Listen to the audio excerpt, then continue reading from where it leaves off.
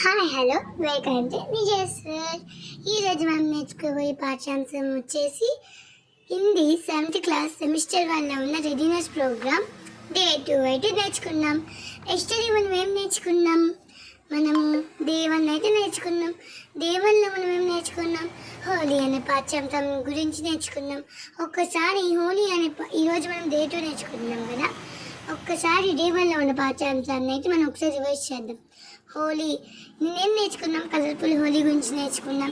కఠిన్ శబ్ద గురించి నేర్చుకున్నాము. ఈరోజు డే 2 నుంచి నేర్చుకున్నాం. డే 2 వర్ణమాల రిక్ స్థాన్ బరియే అని అడిగారు. ఫస్ట్ మనం పిక్చర్ని అబ్జర్వ్ చేసుకుంటే పిక్చర్లో ఎవరున్నారు? ఒక బాయ్ ఉన్నాడు. ఆ బాయ్ ఏం చేస్తున్నాడు? బోర్డు మీద రాస్తున్నాడు. ఆ బాయ్ని ఏమంటాం? లడక అంటాం. ఆ ఆ ఇ ఈ ఉ ఊ రు ఏ ఐ ఓ ఔ అం ఆహా క ఒత్తు క గా ఒత్తు గ ఇన్య చ ఒత్తు చ జ ఒత్తు జ అన త ఒత్తు త ద ఒత్తు ద అన త ఒత్తు త ద ఒత్తు ద న ప ఫ బ మ య ర ల వ సి స హ క్ష త్ర జ్ఞ స్ర.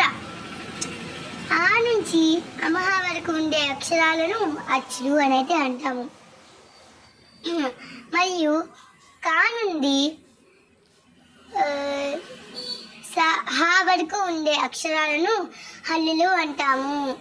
క్ష జ్ఞ స్ర ఈ 4 అక్షరాలను మాత్రము ద్విత్వాక్షరాలు అంటాము. దౌలో చూసుకుంటే रिक्त स्थान भरिए, ఖాళీ స్థానాలను పూరించండి. డిబ్బే में से सही वन चुनकर सेट कर शब्द लिखिए. కరెక్ట్ అయిన కింద క్లూ బాక్స్ ఇస్తారు, దాని నుంచి సరిగ్గా ఉండే అక్షర వర్డ్ని తయారు చేసి రాయమంటున్నారు.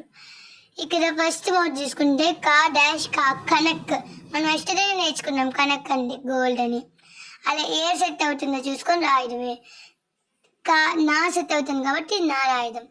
నెక్స్ట్ డాష్ కాన్, మకాన్ అంటామా టకాన్ అంటామా? మకాన్ అనే కదా.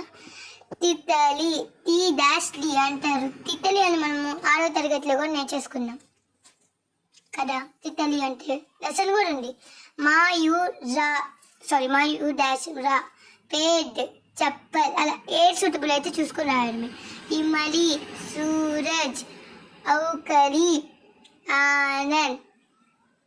ఇట్లా మనకి ఏ సూటబుల్ అయితే అది చూసుకుని రాయడమే.